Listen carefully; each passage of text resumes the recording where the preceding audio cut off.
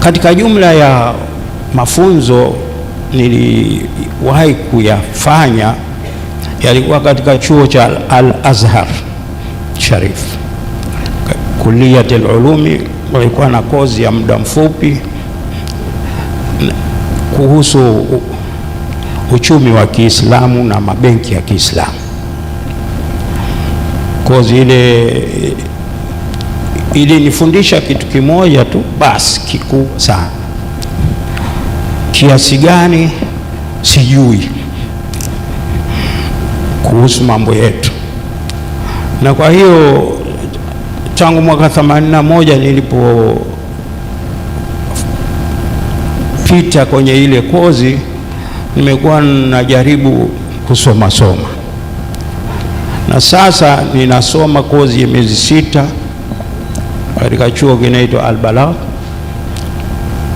Kozi hii ni ya wakfu, kozi nzima ni ya historia ya wakfu na mambo mengi ambayo Sheikh amesema juu ya wakfu. Sasa kitu gani kinanipa ujasiri nisimame mbele ya mashekhe wanazuoni wakubwa na hasa Hayatul Ulama? Ile kozi ya Masri ilinipa uthubutu wa kufanya kazi ya miaka 44 ya chini kwa chini, kupigania baadhi ya mambo ambayo mengi sasa hivi yanajionyesha yamefanikiwa. Huweza kuwahamasisha watu tukafanya harakati kwa njia ambazo zinawezekana, vuguvugu.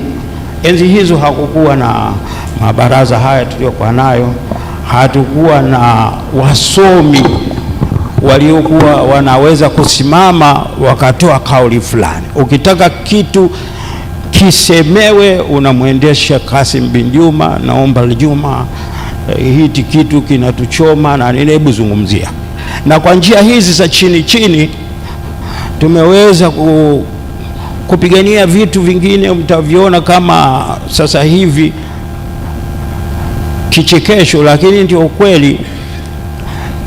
Kupigania kuvaa hijabu tu ni watu wachache waliosimama, na hawakuwa mashekhe, vijana tu kama sisi ambao tulikuwa fanya jitihada za hapa na hapa.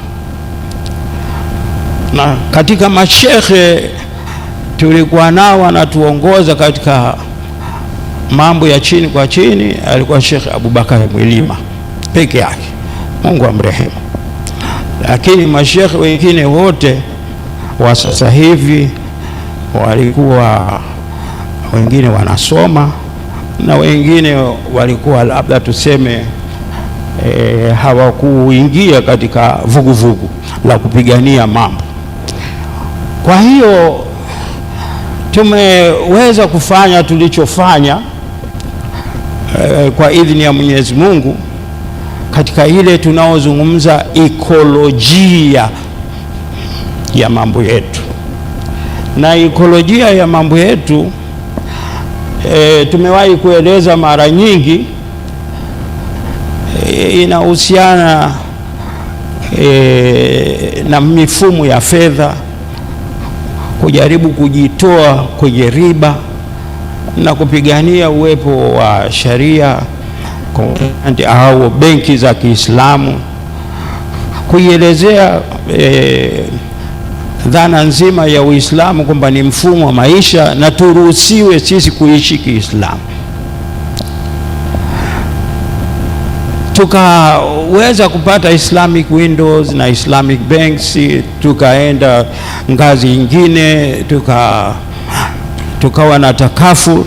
Sasa katika kipindi hiki cha takaful ndio mashekhe wakawa wako mbele kidogo na tuliwatanguliza, lakini sio mashekhe wote. Hapa nitaja hapa Sheikh Muhammad Isa na mashekhe wengine.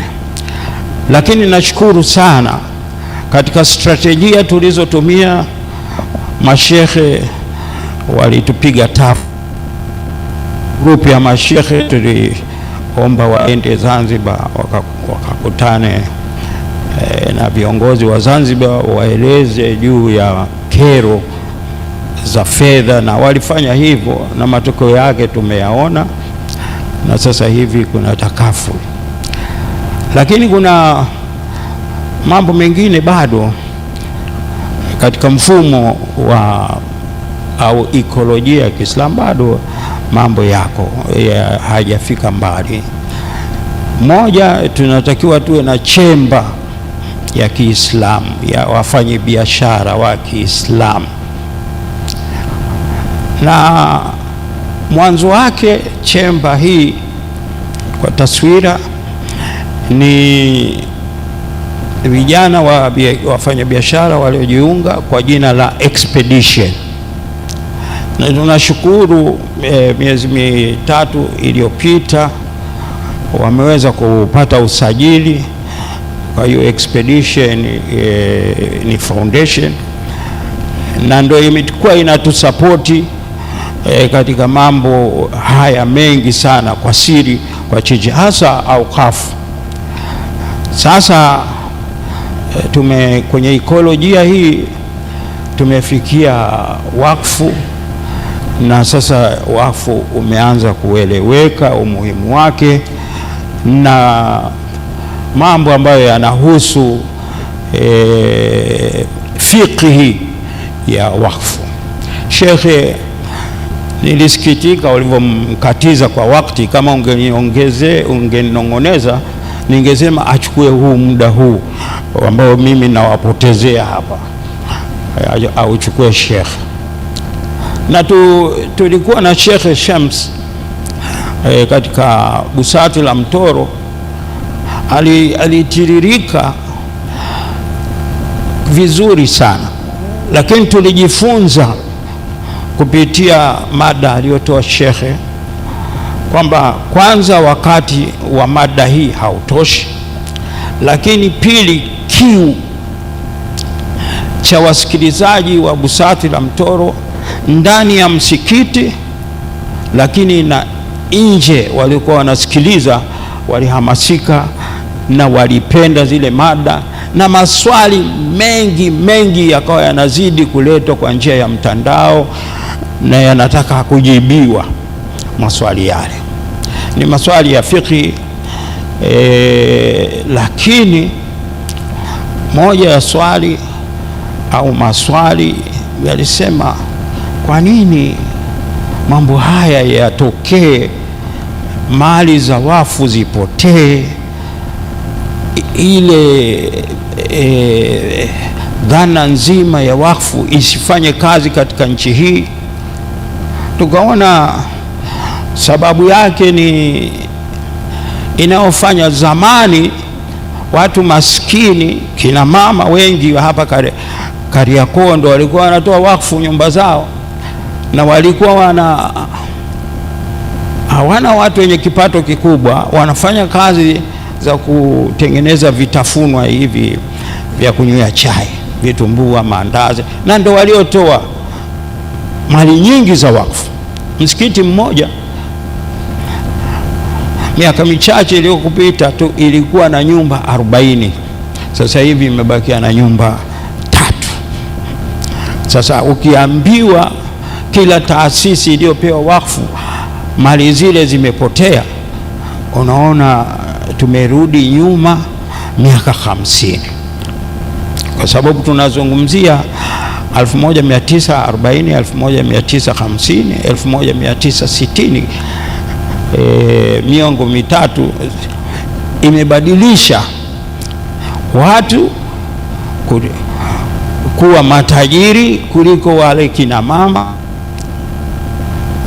Watu wana uwezo mkubwa na ufahamu mkubwa kuliko wale kina mama. Kumbe wale kina mama elimu yao kiitikadi ni kubwa zaidi kuliko sisi elimu yetu tunaojisifia, tumesoma hichi, tumehifadhi hichi, tumekwenda huku, tumefanya hivi, ni bure kuliko wale kina mama. Anasema mtu mmoja alikutana na mama, imeandikwa huyu mama alikuwa anajua surati al-Fatiha na surati al-Ikhlas, lakini kwa uchache wake alikuwa anasoma tahajjud usiku mzima kwa hizi sura mbili, kujua hizi sura mbili tu. Lakini kuna watu sasa hivi wamehifadhi, wakisha swali Isha wanatafuta msikiti unaomaliza tarawih haraka, alafu wanakwenda wanalala mpaka salatul fajr, na pengine salatul fajr inatosha. Kwa hiyo elimu yao na ufahamu wao na hifadhi waliokuwa nayo haiwasaidii kitu.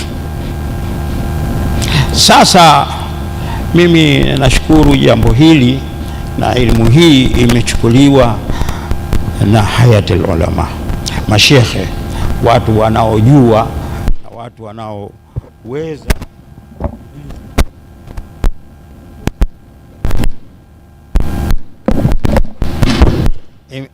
Tumerudi hewani au tumeishiwa?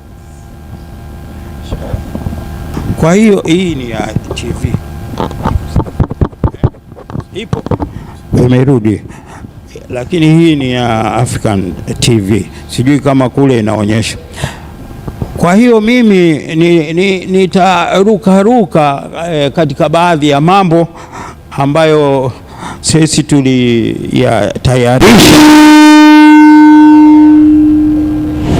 tuliyatayarisha kuyazungumza, kwa sababu yameshapitwa